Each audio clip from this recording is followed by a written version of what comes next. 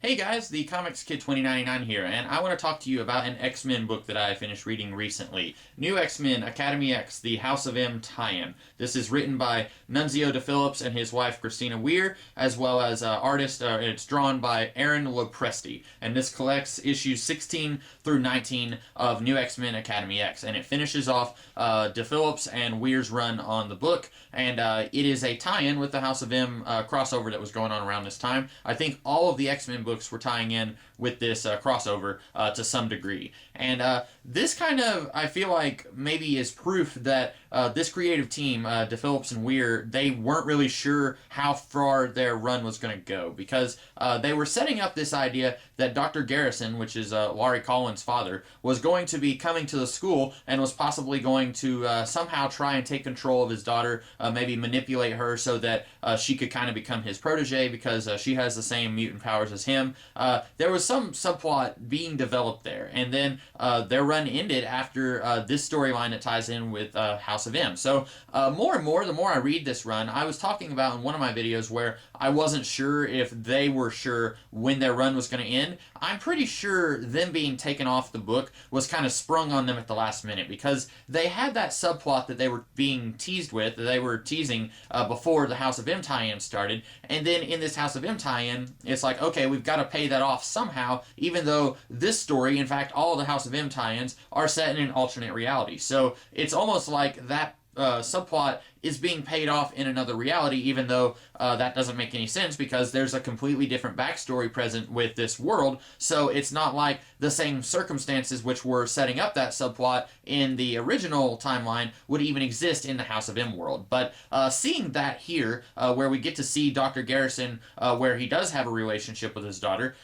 getting to see that in this world makes me think that these guys, that it was kind of a last minute change, where it's like, by the way, after House of M, you guys aren't going to be writing this book anymore. I really do feel like they thought they were going to be on this title longer. But no, enough of that.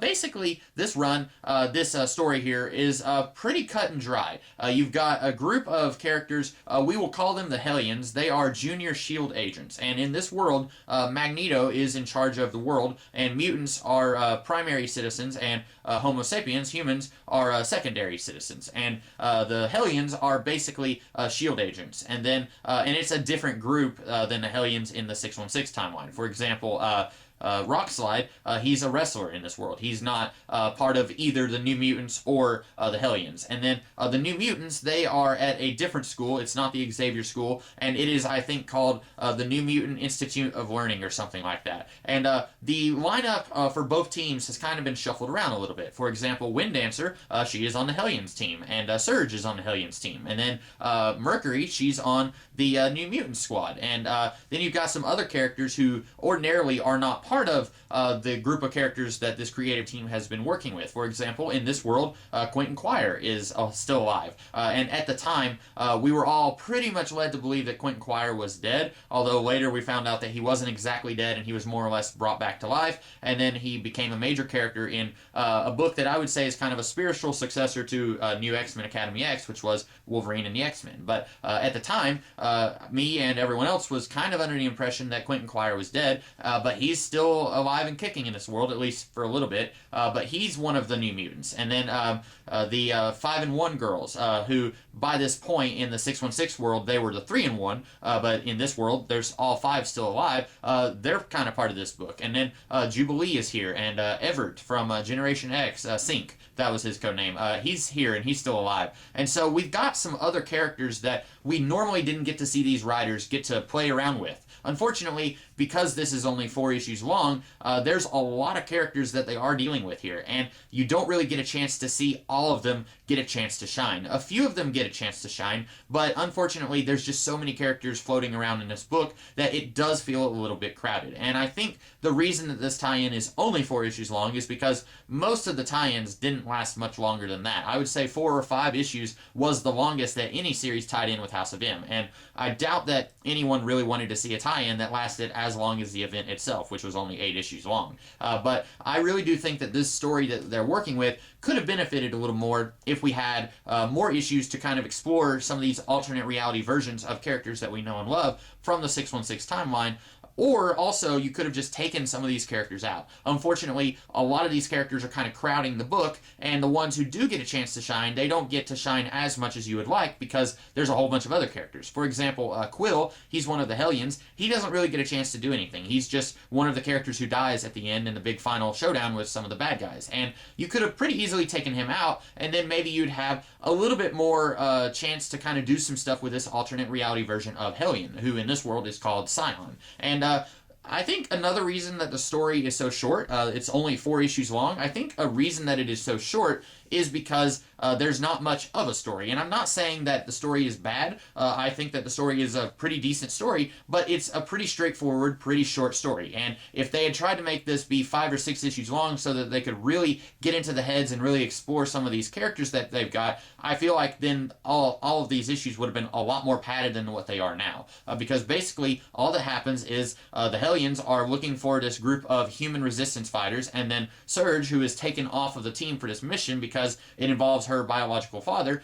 she comes to the New Mutants and says, you guys have to help me save my father. And then they find out that her father is not actually a terrorist like S.H.I.E.L.D. would have you believe, and then everybody basically finds out that the people that they thought were the good guys aren't really as good as what they thought, and the people that they thought were the bad guys aren't really as bad as they thought. And it's a pretty straightforward story, like I said. And so if they had tried to make this tie-in be 5 or 6 issues long, then it would have really made the story feel like it was very padded, unnecessarily so. Unfortunately, I think that's the only way that you really could have explored and kind of dissected a lot of these characters who just kind of show up and they don't really get a chance to do a whole lot here. For example, Doug Ramsey is in the story, and at this time, he was not alive in the Marvel Universe. He was later brought back about 4-ish years after this story, but he's here, and all he really does is help people crack into codes on the computer that are locked down. And at this time, he was a pretty good hacker. He was a hacker in the 80s when he was killed, but in this alternate reality, he's also a hacker. And he doesn't really get to do anything as a character. He's mostly just a plot device. And I feel like that could have been remedied a little bit if this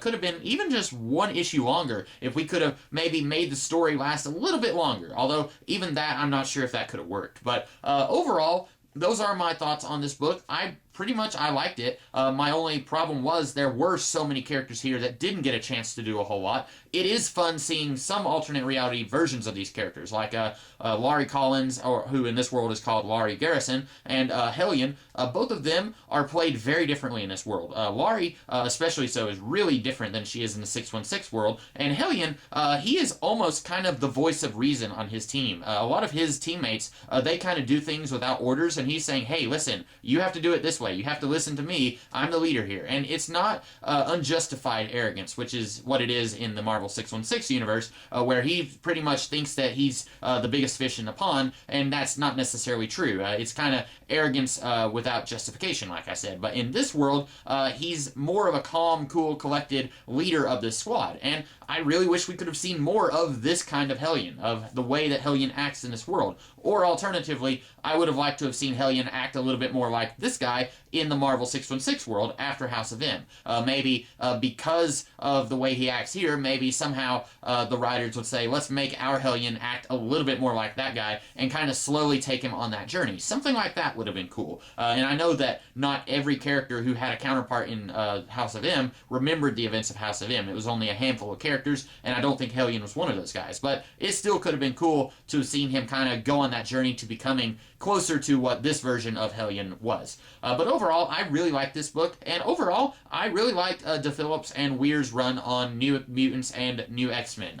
Unfortunately, I was probably one of the only ones who liked this run. A lot of other people really didn't feel like this run was action-packed enough, which is kind of what led to Kyle and Yost coming on board. And I will be talking about Kyle and Yost's New X-Men run sometime in the future. I'm not sure if I'm going to get on that immediately next week, but I will be doing some kind of X-Men video next week, so be on the lookout for that. And in the meantime, you guys have a great rest of the day, and I will catch you later. Have a good one.